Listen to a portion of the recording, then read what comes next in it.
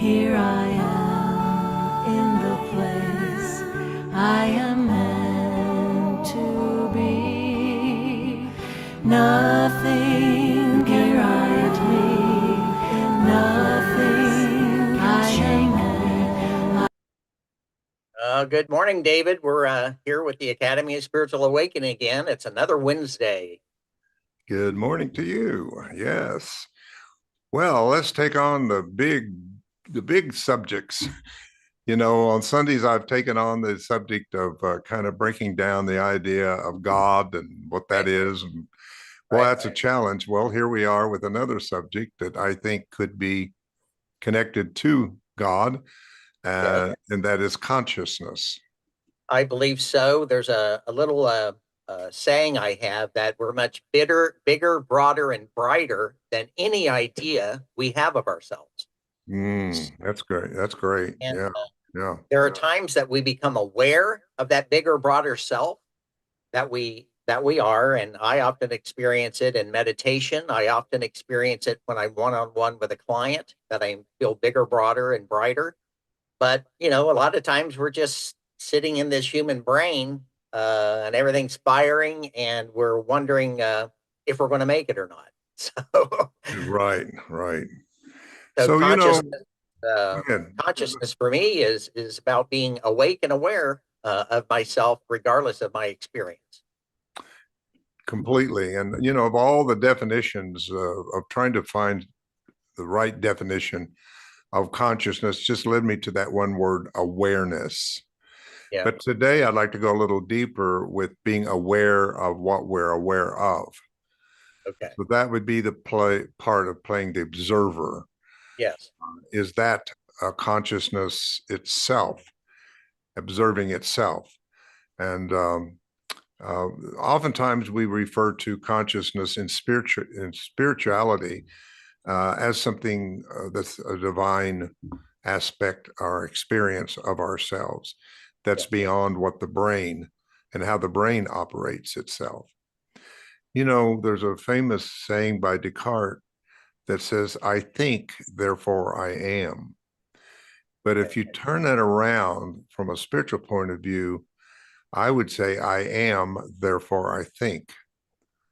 Cool. So, yeah. So it's the I am, the the divine aspect of ourself that thinks itself, whereas the other, I think, therefore I am, is coming from the brain and it thinks about something, but it isn't the something it thinks about. Yeah. In other words, let me give you an example. I could sit here and learn in my brain how to define, say, love, based upon definitions of love, the different words for love and whatever. And I could really sound like I really know about love, but I've never experienced it. So I want the I am love part of me to experience itself and not just be a perception about itself, but to be itself, extending itself into consciousness of my world.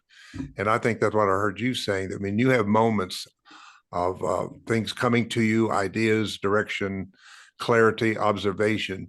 It's because that consciousness behind human consciousness has broken through and become itself as a thought within your thought process. We call that an aha moment or an epiphany or a moment of enlightenment, I guess, something like that. Well, I heard a spiritual teacher say one time, and I think this would be good for the audience and us. Have you ever heard yourself thinking? Okay. And many people say yes. And the next question is, who's doing the listening? Yes, exactly. And that would be the observer, the higher self. Yeah, yeah. Yeah, I used to have people just simply go into a kind of a meditative state and visualize, say, the most perfect apple that they can see, and then I'd ask them, "Who's looking at that apple?" You're not the image of the apple you're seeing, but you're the seer of the apple. So I think Deepak Chopra calls that the silent observer. Okay. Yeah.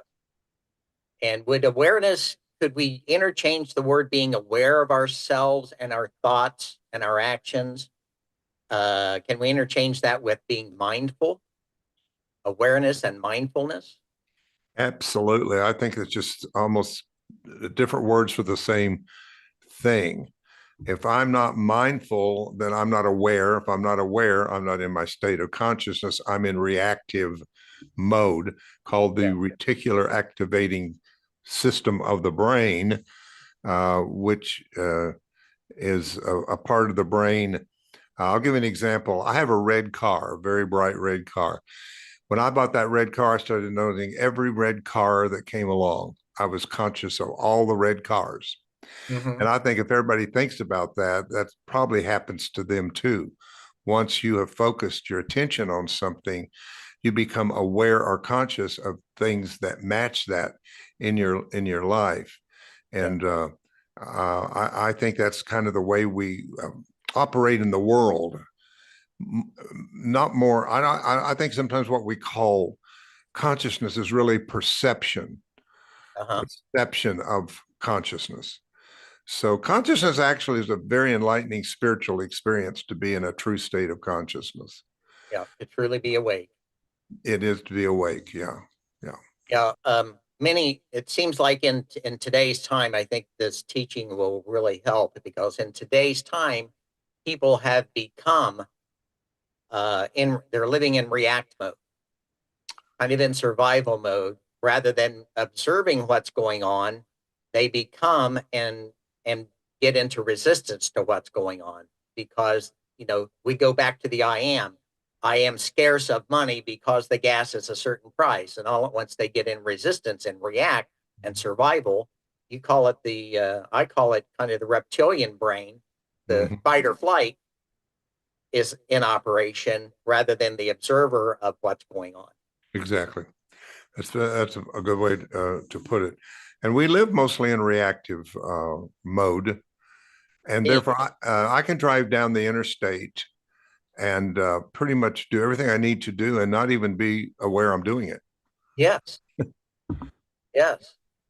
That's that unconscious part of your brain that's been trained, and you can smoke, drink a Pepsi, and drive and arrive at the same time Exactly. And then without thinking. and sometimes in that reactive mode, someone can cut over and you were not aware of them until almost you had a wreck or whatever. Then you wake up. You're conscious of your surrounding at that moment, which is a great lesson in the fact of what's happening to us in the world today.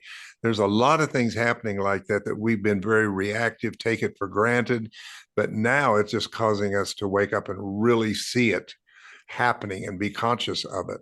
And I think Yes. that's the thing, that we're becoming more conscious all the time of who we are, our surroundings, and what is really taking place in the sense of this shift, this awakening that's Yeah. going on in the world today. Well, we are. It feels like we're being shook, and to wake up and to pay attention and to actually become and take on more ownership and sovereignty of our lives, and who we are, and expand into that rather than living in react in the fight flight. I mean, that's what your call to us is. Yes, So, yes. One radical idea explored is that the brain is not what creates consciousness, but rather receives it. yes. So you have to see the brain like a computer that receives a program. Antennas. Yeah. Yeah, but do you know what? Just think of all up until now, we've seen more computers project the program it was given. But now we're hearing more and more about technology waking up to itself. And we're all experiencing that, whether it's, in our kitchen, we have this Siri, Siri, is that Uh-huh. it? Yeah. And she's getting an attitude, and she's doing things on her own.